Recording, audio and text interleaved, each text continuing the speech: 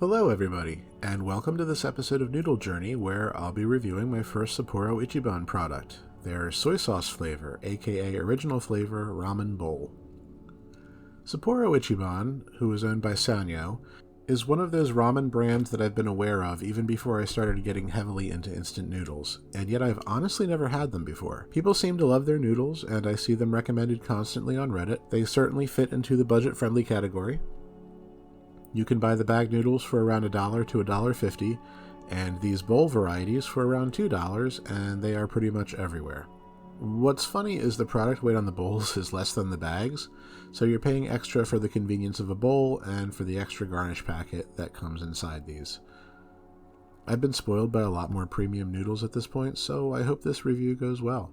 This particular one is their original flavor that dates all the way back to 1966, which is just a basic soy sauce flavor, just like the blue packages of Top Ramen or Maruchan that used to be called Oriental flavor, which you might also see referred to as shoyu. Same basic thing. The trick to a soy sauce-based broth, for me anyway, is what does it offer me besides soy sauce to enhance the noodles? Anyone can dump a couple tablespoons of soy sauce into a bowl and call it a day, so what other flavors are waiting for me? In the case of the cheap blue packages, very little. I find them very bland. Hopefully Sapporo Ichiban will give me more here. In addition to the original soy flavor, Sapporo Ichiban offers their miso, shio, and tonkatsu flavors as both pillow pack and bowl products, all of which are waiting in my review pile. Almost every other one of their flavors on American shelves is, I believe, just plain old packs. It should not surprise you to see that this is a sodium bomb at 2,170 milligrams of sodium, but that's to be expected in a soy sauce broth. You know what you're getting into when you choose this variety. I'm only going to open this up halfway since we're going to have to cover it back up to cook, but inside you can see the block of noodles and 2 packets, which we need to remove obviously.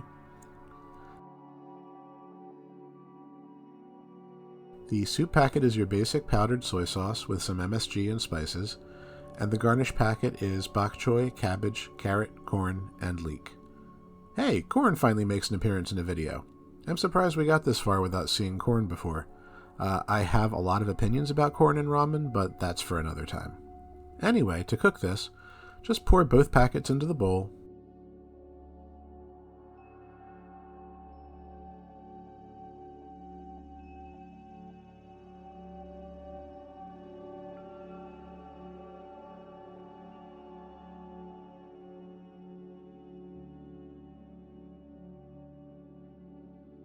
Add boiling water to the fill line.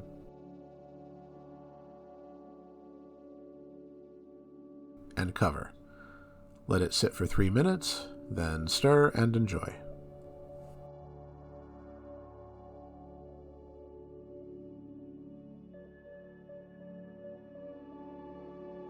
And now that it's done, I do smell that unmistakable soy sauce smell.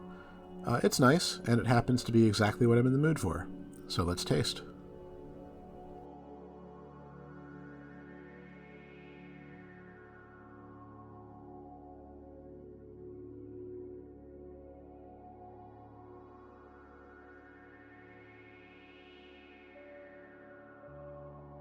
So first off, this is not spicy at all. 0 out of 10 on spice. There's no chili powder hiding in this. Despite looking like the same cheap bleached noodles that you find in other budget ramen brands, these noodles are actually better.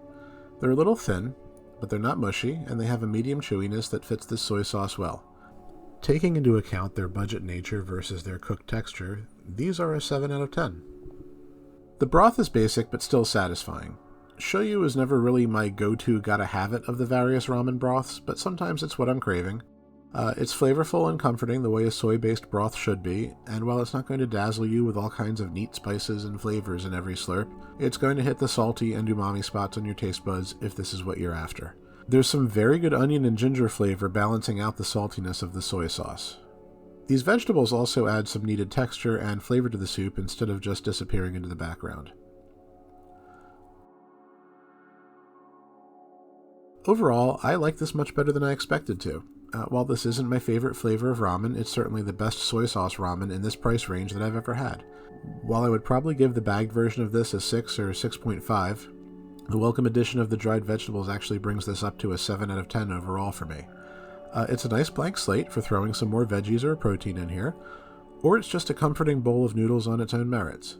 If you love yourself, skip the blue packages of Top Ramen and Maruchan and shell out the extra $1 for this instead. Your mouth will thank you. So that went well.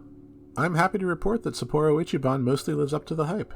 I don't see this particular one being a regular meal for me, but it's certainly something I will eat every once in a while. There are a few more varieties of theirs to try, both bags and the other bowls I talked about, so please let me know in the comments if you have a favorite or if you've tried any of their other offerings so I know which one should be next. That's all for this episode, and I hope you'll tune in next time. Please like and subscribe to continue on this noodle journey with me.